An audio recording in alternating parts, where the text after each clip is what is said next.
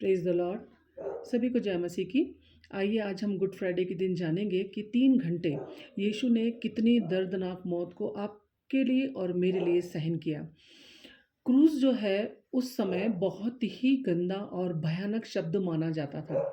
कोई भी इस बारे में बात नहीं करना चाहता था, क्योंकि उन दिनों क्रूस पर उसे लटकाया जाता था, उसे सज़ा दी जाती थी जो बहुत ही गंभीर और बड़ा अपराध करता था, और ज़िंदा क्रूस पर चढ़ाते थे।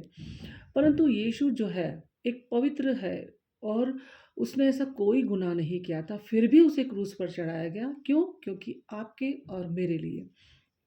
आदम और हव्वा ने जब गुनाह किया, संसार में इतना पाप बढ़ गया था कि जब यीशु ज्योति बनकर आया, तब इतने अंधकार में थे कि आपने और मैंने इस ज्योति को नहीं पहचाना। और उसके चमत्कार इतने होने के बावजूद भी हम नहीं देख पाए, हम इतने अंधकार में घिरे हुए थे। जब उसे क्रूस पर चढ़ाया गया, तो चुपचाप एक दर्दनाक तकलीफ को वो सहन करता चला गया। कोड़े लगाए गए उसे, वो भी इतने कोड़े की 39 जो कोड़े पड़े, उसके एक एक कोड़े में बहुत सारी कीलें होती थी, जो सीधा मांस को खींच के लेकर आती थी और खून की धारा बह जाती थी। कांटों का ताज पहनाया गया, उसके पैरों में हाथों में कीले ठोके गए, जो नस जब फटती है तो कैसे ब्लड निकलता है, उसी तरह से उसे तकलीफ इतनी दी गई। जब वो पानी मांगता तो उसे सिरका दिया जाता था। इतनी दर्दनाक मौत, बिना अपराध किए, कोई भी गुनाह ना किया, उसने इतनी दर्द मौत उसने सहन की, और वो 3 घंटे वो चुपचाप सहन करता रहा। भविष्यवाणी जब यशायाह की 53 का 7 हम पढ़ते हैं, तो क्लियर हमें वो बताता है कि वो सताया गया, वो चुप रहा। जैसे एक, उसने अपना मुंह नहीं खोला, जैसे एक भेड़ का वध होता है, और जैसे भेड़ की हम वो ऊन को जो कतरते हैं वो चुपचाप और शांत रहती है, वैसा ही यीशु भी चुप रहा। उसने अपना मुंह नहीं खोला। तो आज हम उसके बलिदान को जाने, उसकी कीमत को समझें, परमेश्वर की उसकी प्रेम को समझें, कि अभी भी वो समय है, अभी भी वो अनुग्रह का समय है कि उस बलिदान को याद कर हम उसकी ओर फिरें, उसकी राह पे हों और अनंत जीवन को पाएं। ये धरती पर हम जरूर हैं, परंतु हम इस धरती के लिए नहीं हैं। हमें अनंत जीवन देने वाला सिर्फ और सिर्फ हमारा एक जीवित और महान सामर्थी परमेश्वर है, जो हमें ये दिखाता है कि उसका प्रेम कितना कीमती है। आज अगर जैसे परिस्थिति बहुत ख़राब है, हमारे बच्चे को अगर कोई थप्पड़ भी मार देता है, हम उससे लड़ने जाते हैं। परंतु जब आप वचन पढ़ेंगे, आप देखेंगे उसके अंदर जब वो दर्द में था, 3 घंटे जो उसे सहन करना था, उसके पहले उसने गतसमनी के गार्डन में एक रिक्वेस्ट की थी, अपने पिता से प्रार्थना की थी घुटनों पर आके, कि हे पिता, तू चाहे तो ये प्याला टल जाए। परंतु पिता ने उसकी नहीं सुनी। व्यवस्था को पूरा करने के लिए वो क्रूस पर चढ़ा। वो सब कुछ जानता था कितनी दर्दनाक मौत उसे सहन करनी है, तो भी वो चुपचाप सहन करता चला गया। यहाँ तक कि उसने ये भी कहा, एक क्वेश्चन मार्क अपने पिता से किया कि हे मेरे परमेश्वर, हे मेरे परमेश्वर, तूने मुझे क्यों छोड़ दिया? उस समय भी उस पिता ने अपने बेटे से मुँह मोड़ लिया।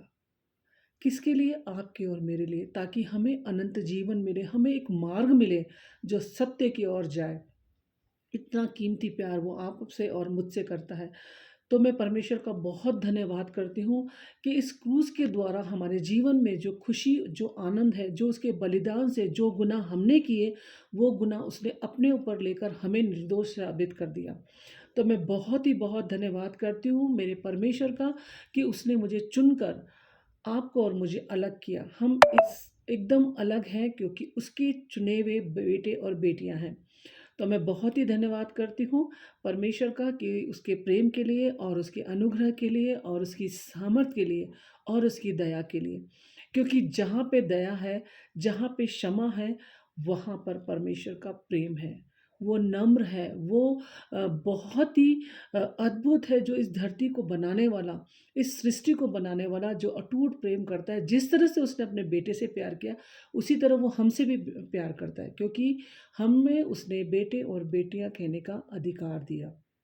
बहुत बहुत धन्यवाद करती हूँ पवित्र शास्त्र का, इस पवित्र वचन का, जो मुझे और आपको ये सिखाता है कि इस परिस्थिति में भी, इन दिनों जो हो रहा है, हम सब जानते हैं, पवित्र शास्त्र भी कहता है क्या होने वाला है, क्या नहीं होने वाला है। तो हमें प्रार्थनाओं में कंटिन्यू रहना है, हमें आराधना में करनी है, वचनों को बाँटना है, और जो कार्य जिस तरह से हम सांसारिक ज़िम्मेदारियों को निभाते हैं, हर एक घर की जवाबदारियों को निभाते हैं, हमारे बच्चों को पढ़ाना, उसे अच्छी नौकरी मिले, अच्छा घर मिले, सारी फैसिलिटी मिले, जो कार्य हम ईमानदारी से करते हैं अपने बच्चे, अपने परिवार के लिए, वैसे ही परमेश्वर ने भी हमें एक कार्य दिया है। उसने सीधा कहा है कि जाओ मेरे नाम पर प्रचार करो, बपतिस्मा दो, तो हमें वो करना है। वो समय आ गया है जब दूसरे आगमन की तैयारी है, यीशु आने वाला है, तो मैं चाहूँगी, परमेश्वर से प्रार्थना ये करूँगी कि खुदा तू हमें तैयार कर, हम सब उसकी राह में तैयार खड़े हों। आमीन। सभी को जय मसीह की।